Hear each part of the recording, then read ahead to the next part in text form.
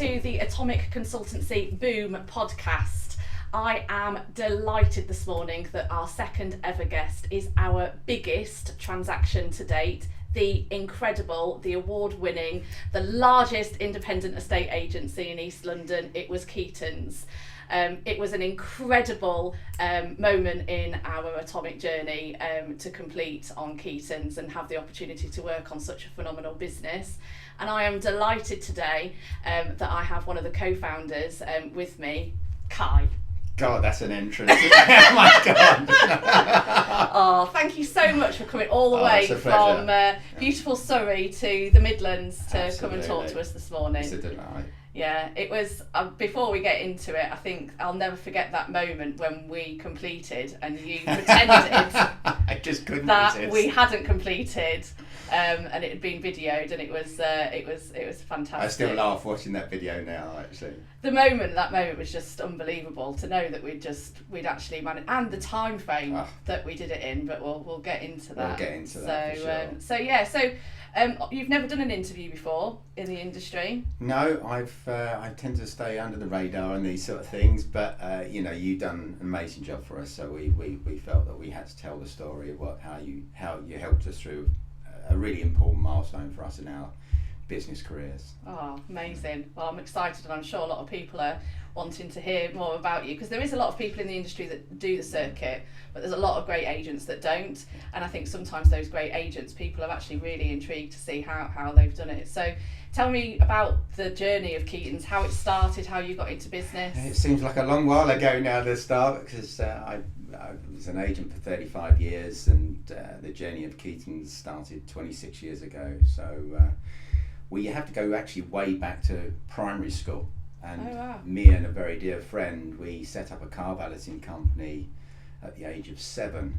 And the relevance to this story is that through our time as having this company while we was at school, we started cleaning someone's cars that owned a large estate agency. They had a 25 branch business in North London, and we was rather impressed with their houses and cars, and we really liked the individual, so he seemed to take a liking to us. So as we got to the end of our schooling days, he said that maybe you guys should think about being estate agents.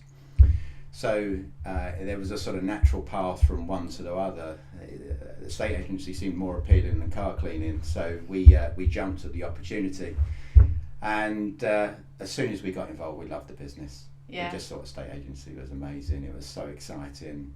The speed of transactions, talking to people. And where was it? Where did you first We work? started out in East London. Okay. In a place called Walthamstow that was a highly competitive high street. There was over 20 agents in one high street. Even that long ago? Even that long ago. Wow. It was a fierce place. So you had to work hard.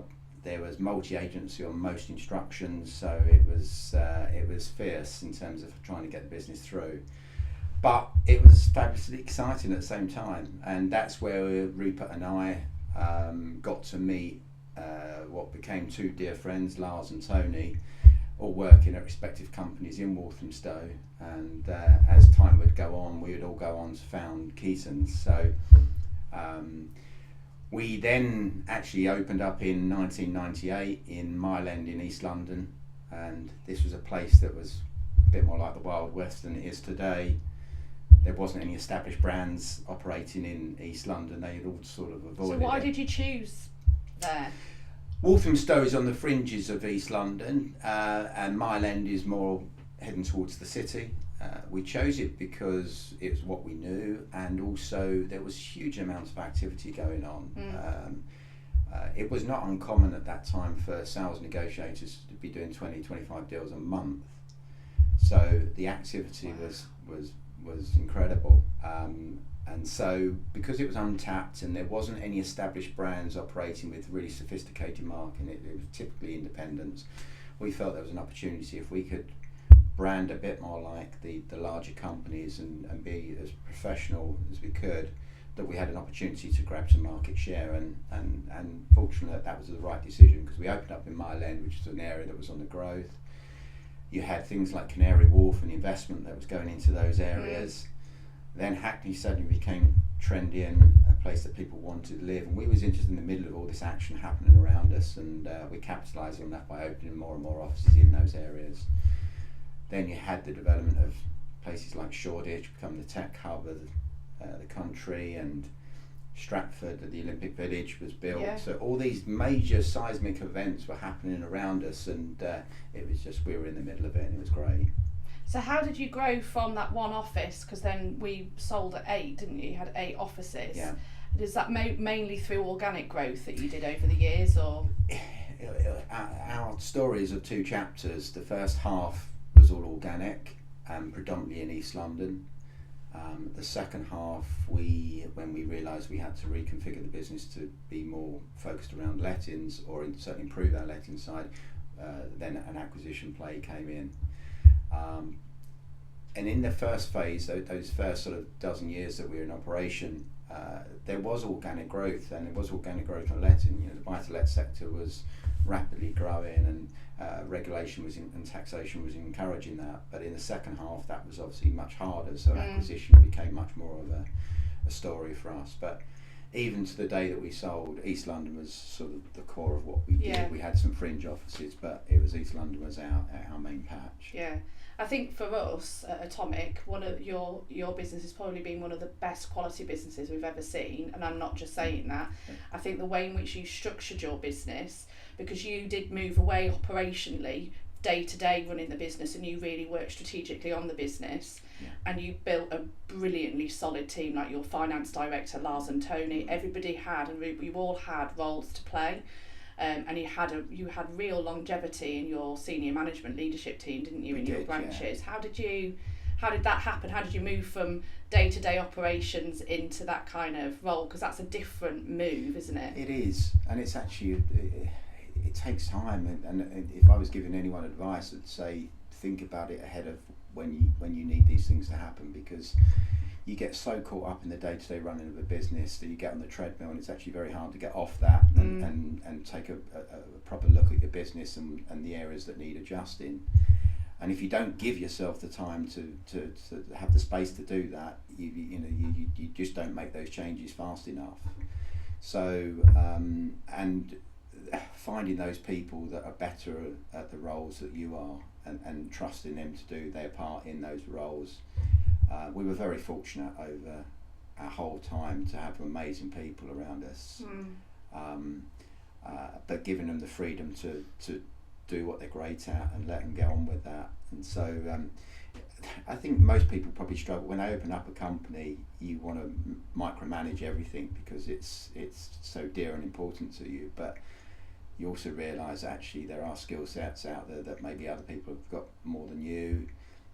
And there's only so much time in a day, and so sort of recognising that, and it took me years to work that through. I wish I'd done it earlier on reflection, but I think by the end of it we got to a place where we had a really good team of people, and I could trust what was happening around that. So you built this amazing business. Looking back, what do you think was one of your proudest moments that you kind of achieved?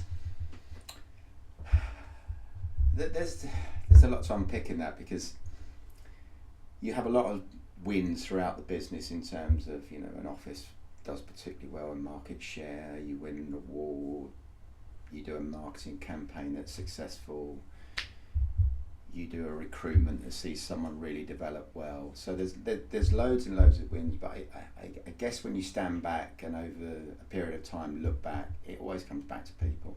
Yeah. Because it's a people business. Everything you remember is around a relationship.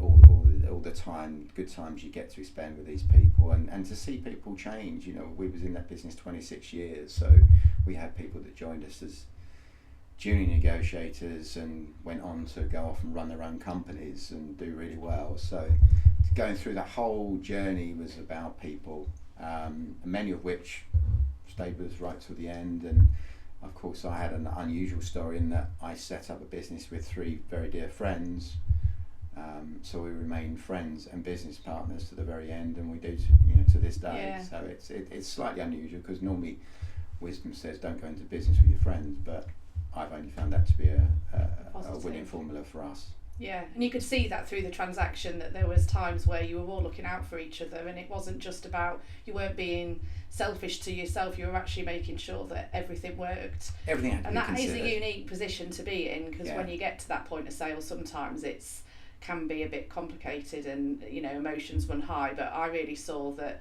you guys were really together as a team. It was a real unit kind of like transaction, and that absolutely was from the heart how it was. Yeah. So you've had the business for 26 years. You're now the biggest independent estate agency in East London, highly regarded. Where did the kind of thought process of actually looking at an exit and deciding to sell, how did that come about? Yeah, I guess we always knew at some point we would exit the business. We didn't know at what point in the future that was going to be. I think loosely we were thinking probably 10, 12 years ahead of actually happening, in terms of realising that we had to reposition the company. We wasn't strong enough on letting, so we had to change the direction of the company and move to an acquisition play to get ourselves in line with our competitors who were already ahead of us a bit on lettings. So we had to play catch up. So loosely we were thinking about the configuration of the business a long way out. But I would say when that became more reality was sort of 4 or 5 years out, when me and the other fellow shareholders started talking about at what point do we want to all go out, and there had to be a decision that we was all completely in agreement on, which means you have to start thinking about the business quite early on, how it looks and feels, and then you start thinking about the things that you don't have control on but where you fit in the cycle, like market conditions, political environment, regulation changes, and sort of hoping that if we were to time it, could we time it at a place that those you timed it terribly. I think we've got some things wrong in the past, but that was one thing that seemed to unbelievable timing. That worked out well. But I mean, there was some plan into it, but there was some luck behind it as well. Yeah. So when you all agreed that was kind of the plan was to potentially sell the business, what were your hopes and fears, and was the transaction and how it worked, was it what you actually thought it was going to be, or was it different? To answer the last part first, actually, I mean it blew our expectations in terms of process and timing and speed, and the progression of the whole thing was unbelievable. Obviously there's lots of hopes and fears. You've got these emotions running on both sides, because you go to market not knowing if there's going to be businesses that are interested in you, so you're worried about whether there's actually going to be any interest in the first instance. Have you done everything you can to prepare the business to go to market? Are the buyers going to have the right intentions for your company going forward? Are the staff going to be looked after? Is the brand going to remain intact? So there's a lot of emotion going on through that process, trying to work out where you lie. But if you go into it with you're obviously thinking in a positive manner, and it will work out the way it works out, and you deal with those as they arise. So there's a lot of emotion. Yeah. That was probably the thing that I really learned from going from one side of buying to then actually selling the business. It's a big difference. I think one of the things that you just said there that I was really impressed with was that you really were prepared. You'd got everything together. You'd got a full data room pretty much. You knew what the buyers were going to need to see. Your management accounts were accurate. They everything was reconciling. You had accurate and simplicity of employment, so we knew exactly who was doing what the salary pays. We had all leases, supplier contracts, all of the ASTs, sole agency agreement, everything that was needed to sell a business. You had got it all ready, because you knew, and that I think did help with how fast the transaction was, because you spent the time. I remember on a weekend we were looking through the data room and I was like, section 8, that one's all right, on to the next. But actually by preparing all of that, it allowed us to go to a market with a really, I mean, no one saw that until the deal had been heads agreed, but you'd got all of that prepared, so you were able to then focus a lot more on the kind of the purchase agreement and the commercial things. I think that was really, really good.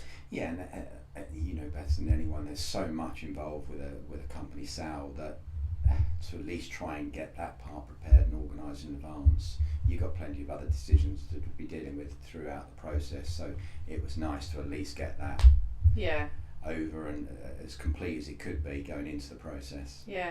So the first time we actually ever met was we did a Teams call where you registered as a buyer. But obviously I'm sure as a business you got approached regularly from buyers. What made you decide that actually you wanted a broker to be part of the journey? And also why did you, how did that happen? Because it wasn't, you just didn't come just to us, we had to... Correct. Yeah. Absolutely. I know, we believe in agency, you know, we are estate agents, and I believe that an agent can add significant value if they are good at what they do. We have been fortunate to see the other side of the fence through the eyes of a buyer, so we certainly knew what we didn't want to get involved with, and we were fairly clear about the sort of qualities that we would be looking for when appointing an agent, and our contact with you prior to us actually even going to market was we could see what you was doing, and we could see what you was doing in comparison to the other people in the marketplace. So you was always going to get an invite to the table on that basis, because we had great deal of confidence in that side. But you know, that's getting to the table is only part of it. You've then got to deliver on everything else, and a sale of a business is a complex process, and there's a lot of skill set required in a wide variety of areas to deliver that. Yeah, and I think it's, you know, I don't mind being honest, we just completed on our first multi-million-pound deal, Mars and Bar, and when you emailed I was like, oh good God, and I was burnt out. I think all of us as a team, because we learned a lot from our first big deal. Like I was, as a buyer, had been involved in multi-million-pound transactions, but as a business, Atomic Consultancy.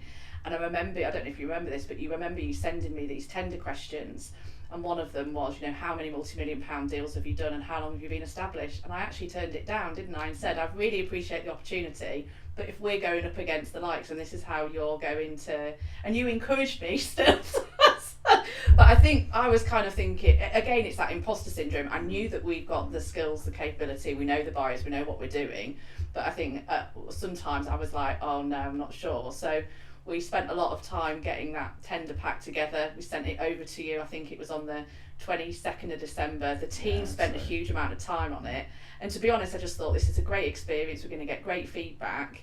And then I think we had a conversation on the 27th of December. He said we'll be making a decision early January. And I never, honestly, I never in a million years thought we've put our best foot forward. And we just had someone new join the team, and I was training them on the 2nd of January, and Sam at EA comes running in and was like, Kye wants a call at 12 o'clock today. And I just remember, and then on that call you were like, so my dears, because that's what you like to say. So how did that kind of, for you, when we presented that, what I know, because I know that you'd gone to several agents, why did you kind of think, why did you go with us? What was different? There were things that were really important to us about the business going to market. The first part of that was we really needed someone that understood the sector inside out, back to front. Mm-hmm. Obviously I'd been a buyer for 10 years, so I knew quite a lot in terms of the prices that people were paying, because I was competing against them on a regular basis, so I could see how people were operating, how deals were constructed. So I had a fair insight onto the numbers aspect of it, but I didn't have the knowledge or the understanding around the buyer and who they are, and I needed someone or a company that really got it down to the detail of how they operate, what's their nuances in DD, what's their funding line, what's their approval basis, how do they go about that, is there a board that has to sign it off at a later stage? I wanted to know all the details of that, because it was going into meetings with these people, I just really wanted to be totally informed about where they were, and I was surprised that the number of agencies that just don't have that level of knowledge. They're just not doing enough deals to build up that picture. So that was absolute number one to get to the table, and that got you into the room. The second stage of that, which was equally important, is I wanted a company that really considered us as a business. So actually to take the time, not to rush, look at everything that's in the business, not just the headline numbers, but the culture, the people, what are the strengths, what are the weaknesses, how will that overlay against the people in the buying market, what qualities will they see in these respective companies. I didn't want a rush job. I wanted to give someone all the facts and say, can you properly assess and value the business, and explain to me how that looks against the buyers and who's in operation. And you did that, absolutely, and you've done that better than anyone else, because you did take the time. You didn't just spit out a valuation just to try and get the business done and get the thing moving. You really considered us as a company and us as individuals, which made it much more personal, so we could get to the point and get a really informed decision made. Yeah. And then, there's qualities that you look at for people to be good agents, and that's, are they energetic? Are they enthusiastic about what they're doing? Are they excited? These things that we just, take for granted. But some conversations were just people going through the motions, and I thought, I'm excited about selling my business. So hopefully the company that we appoint has that same level of excitement, and you guys had that with bells on. So that felt encouraging for us, because we wanted someone to be in it like we were in it. Yeah.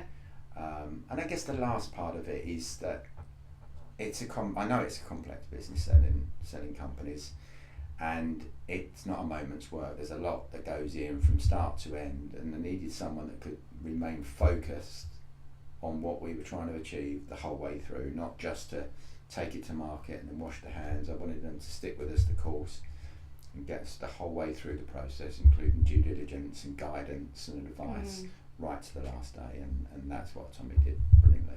Oh, thanks. I feel like I'm going to cry. I remember, I'll never forget both those two moments. The 2nd of January, it was, I kind of sat back and Laura wasn't in the office. I remember ringing Laura and I was like, oh my God! But we were just so determined, the amount of interest that we had on the business was fantastic. And I think it was one of my favourite deals to broker. It was a really exciting time, and that just goes to credit to what you've built, what we prepared, and we went to market with what I class as a gold shiny bow on. Like you say, we'd got all the facts, and we did spend quite a bit of time before we went to market. So I didn't think we didn't launch to market until I think the end of January, did we? It took about 3-4 weeks. And it's even, we go down even to the granular level of what the postcode breakdown is of the portfolio, and things like that. I think is really I used to be a buyer, so I knew what the kind of questions was needed. So when we went to market, really there wasn't a huge amount of questions coming from the buyers, because we'd prepared it all. And I even remember you guys went to the extent of mapping our offices across all the other buyers and looking at cross-reference of offices and all that, and I was really impressed with that, because it was taking a really considered, full understanding approach of our business and theirs, to know where the strengths and weaknesses would lie. Yeah, well, I think that the what I always say to when we're talking to potential clients or to buyers is they'll say, what is my business worth, or what are the current multiples, and it's not just 2.2, 2.5, 1.8 kind of multiplier, particularly on a business of your size and quality. It's, we do have to be strategic, and we do need to look at, what would be the adjusted EBITDA to that buyer compared to that buyer, and we know that buyer competes more aggressively than that buyer. So there is a real way, and that's how important it is that we price the business competitively so that we can drive offers, and that's what we were able to do with yours. We went to market at a certain value, but we actually were able to achieve more because we understood the buyers and we knew what the adjusted EBITDA would be for all of those, and I think that really, really helped. Yeah. So you've decided to move the business. What actually then made that kind of click moment to move forward and go for it? Yeah, it's a big decision. So when you've gone through your own internal processing with your shareholders and you've all come to the same conclusion, now it's time to sell, you're probably going to make one of the most important decisions you're going to make in your business career, particularly for something when you've been running it for 25, 26 years, is how you're going to go to market and who's going to act for you. Because everything up to that point is internal, it's not public facing. And the point you then appoint someone, the outside world then knows about it, and that's a huge step. So getting that decision right for us was absolutely crucial, to make sure we did appoint the right company and that we went to market the way we wanted our company to be presented. So that was a huge milestone, because it's now going to be out there and people are going to start talking about this situation. But it was an exciting stage, I have to say. That was really moving to the next stage. And then I think probably the next stage that really makes things become serious is when you get to the point of agreeing a deal and the heads of terms are being actually put down on paper, because this is actually feels like this is serious now. We know there's a lot of work ahead at that point, but you can actually tangibly look and feel what's going on, and that this is going to now go to the next stage. So they're two really big milestones from a psychological point. Yeah, and you had significant. So I think how many? Do we have 5 offers? I think it was 5 or 6 actually. 6 offers, and that brokering process actually took about 2 weeks, didn't it? Yeah. So to then get to that point of heads of terms, it was a big moment that. And we signed heads of terms quite quickly, within about a week, didn't we, of commercially agreeing the deal.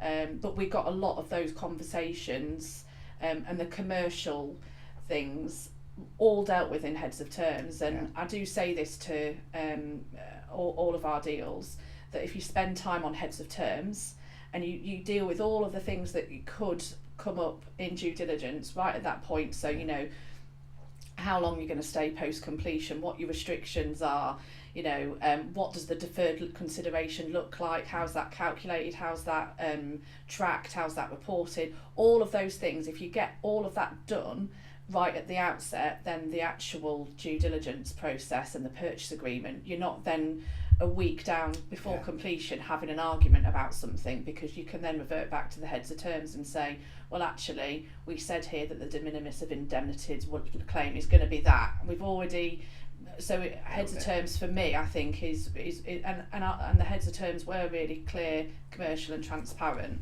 and then that allowed. And that facilitated the ability to do the timing that we did, which was bordering on record timing, but the groundwork had been done in terms of forming those heads of terms, so everyone was clear down to timing as well. Yeah. And then how did you feel once we went through, the purchase agreement was negotiated, when you knew then like the next kind of milestone is this is actually really happening and we're talking about dates? Yeah, it's you've got so many emotions going on, because you're excited on one level and apprehensive on other, but is it going to go through? Are they going to do what they say they're going to do? Have we got everything in place? Have we missed anything? So you're excited and apprehensive the whole way through. In fact, all the way through to completion, I would say. Because it's a bit like our house transaction. It's never done until it's done. And there's a huge amount of work going in from everybody. But you've always got it in the back of your mind. There's a level of uncertainty until you've got to completion. Yeah, and you had great advisors as well. Yeah. You had a brilliant solicitor, you had a great accountant, and you had a great tax advisor as well, and I think that really helped, and they were on hand.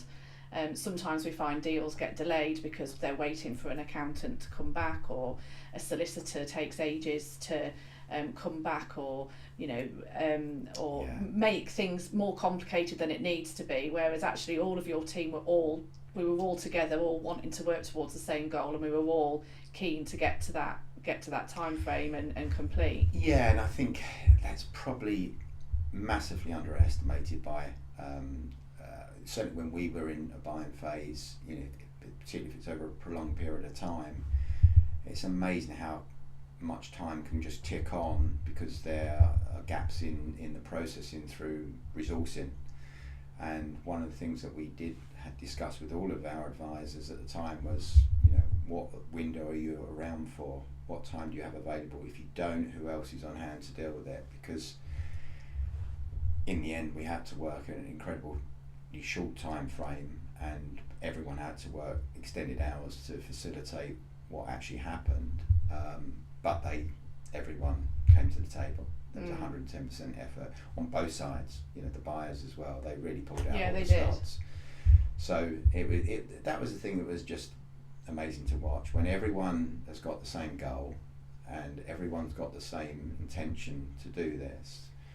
There was 10 different parties when you take in advisors and outside on both sides, but everyone pulled in the same direction, and a lot was achieved in a very short period of time. Yeah, I mean, I couldn't believe it when they said, when we had heads of terms agreed and the timescale that we had, we wanted to try and complete it.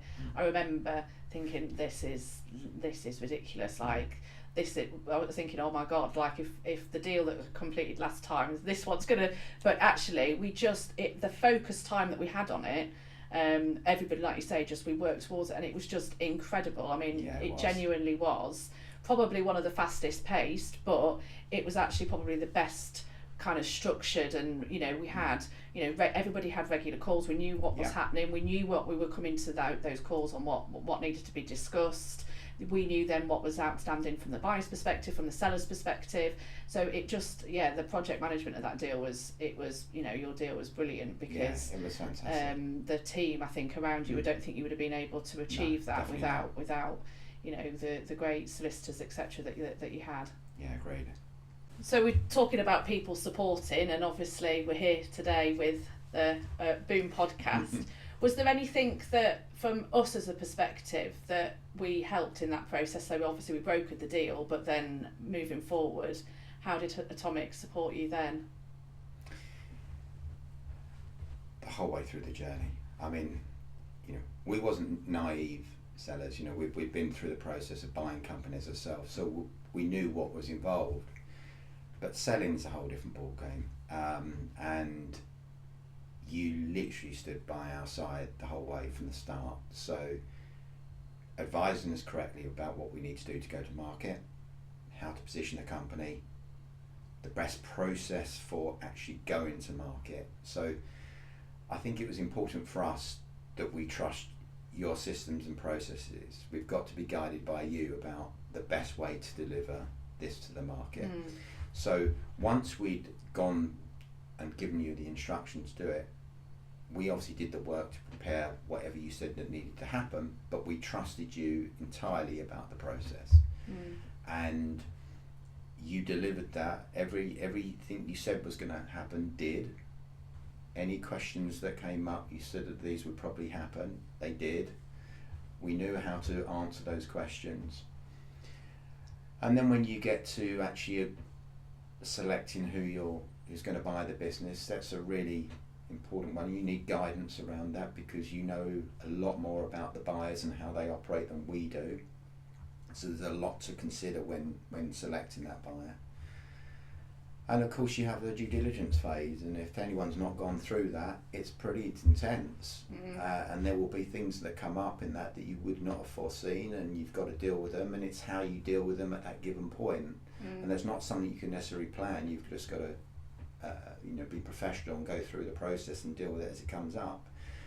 And there were many times through that we had to come to Atomic and seek advice and to understand what to do. So I think that's the thing about trusting a good agent, is that they're there the whole way through the journey. They're not just putting one shiny bow on one thing but letting their service fall apart on the other end of the scale. You were there the whole way through, right up to completion. Yeah, I think it's funny because some of the buyers in the industry, they've nicknamed a phrase, and it says "no from Noonan," and I can be quite, sometimes when it gets to a difficult point or there's something in a purchase agreement that you know, you have to rely on your solicitor, but through the amount of transactions we've done, I know the main clauses, and sometimes I've had to get on a call, and I think I even did it on one of your calls and was like, absolute no, it's a no from Noonan, we're not agreeing to that.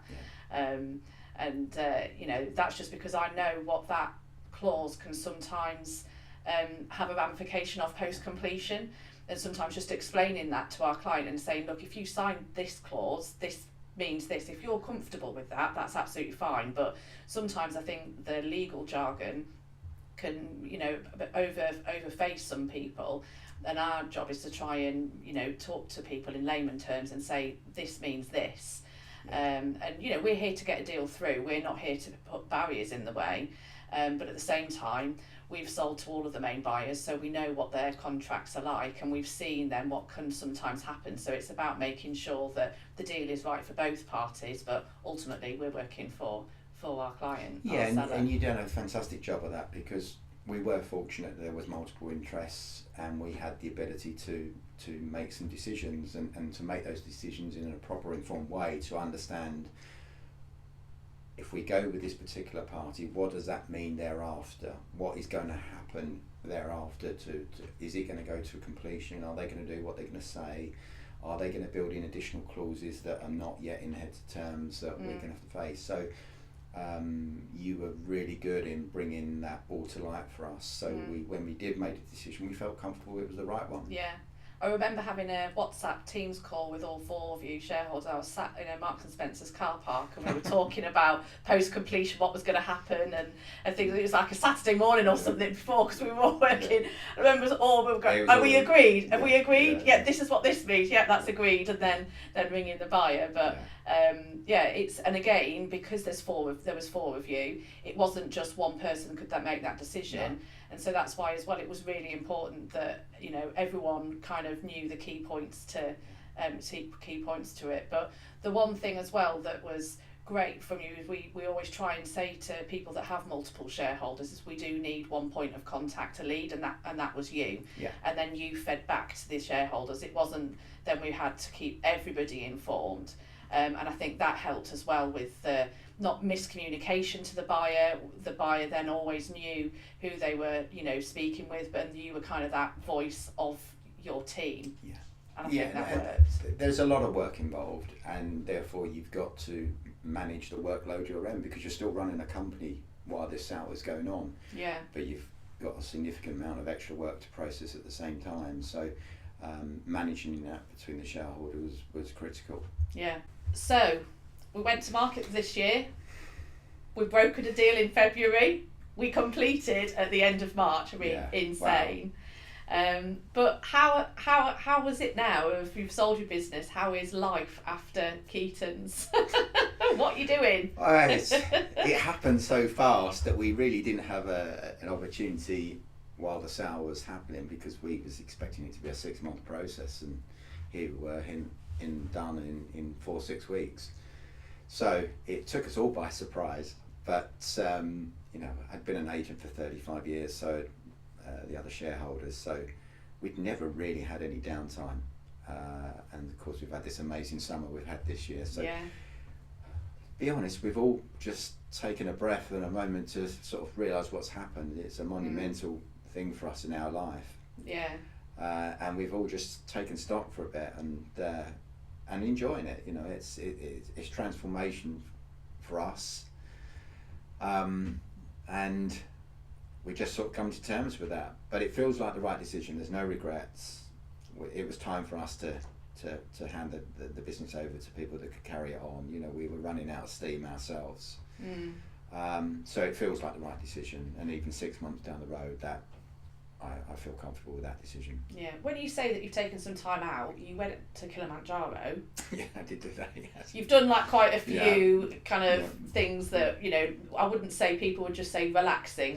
Different type of relaxing. But life goes on, doesn't it? As it always does. So, and obviously there's new opportunities ahead, but, you know, I'm at a stage in life now where my kids are moving on, and, you know, there's different things that I'm now thinking about doing. So it's good timing from that aspect. Yeah, and you're still really close with Tony, Lars, and Ruth, but you still go away with them. Still go on holiday with them, and you know they're very dear friends. So In fact, I'm away with Ripper next week, so yes. Oh, amazing.